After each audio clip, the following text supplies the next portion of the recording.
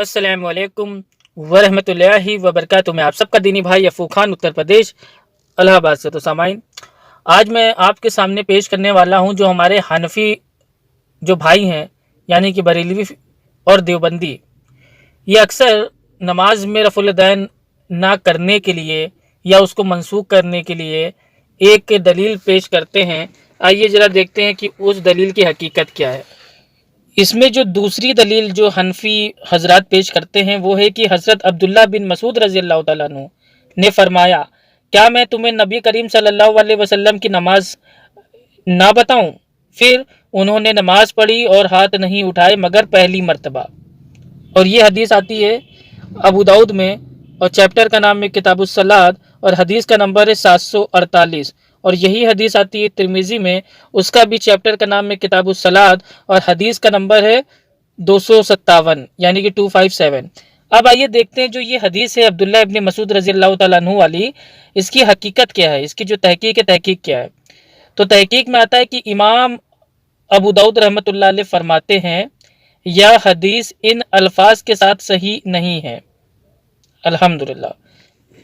जबकि इमाम तिरमिजी रहमतुल्लाह अलैह ने अब्दुल्ला बिन मुबारक रहमतुल्लाह अलैह का जो कौल है उसको नकल किया है कि अब्दुल्ला बिन मसूद रज़ी अल्लाह तआला अन्हु के रफ़ादैन को तर्क करने वाली हदीस साबित नहीं है, अल्हम्दुलिल्लाह।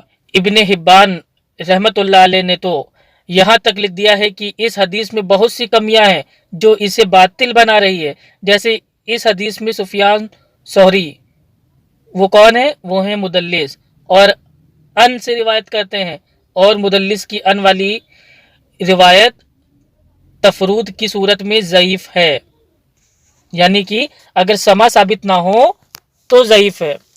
तीसरी हदीस जो हमारे हनफी भाई पेश करते हैं वो ये पेश करते हैं कि हज़रत बरा रज़ी अल्लाह तआला अन्हु कहते हैं कि मैंने नबी करीम सल्लल्लाहु अलैहि वसल्लम को देखा, आप जब नमाज शुरू करते तो दोनों हाथ कानों तक उठाते फिर नहीं उठाते।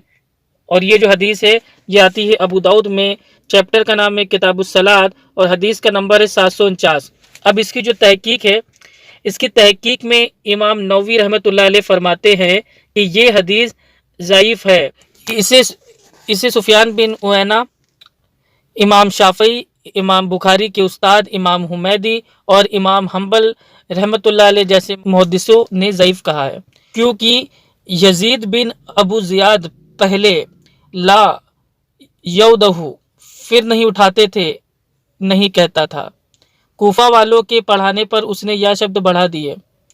इसके अलावा यजीद बिन अबू ज़ियाद ज़ईफ़ है और शिया भी था।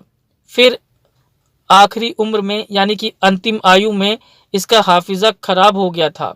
फिर वह मुदल्लिस था। इसके अलावा यह कि रफ़ुल यदैन वाली हदीसें उला है, क्योंकि वह मुस्बत है और मनफी पर मुस्बत को तरजीह हासिल होती है। कुछ लोग दलील देते हैं कि मुनाफिक लोग अपनी आस्तीनों और बगलों में बुत रख कर लाते थे।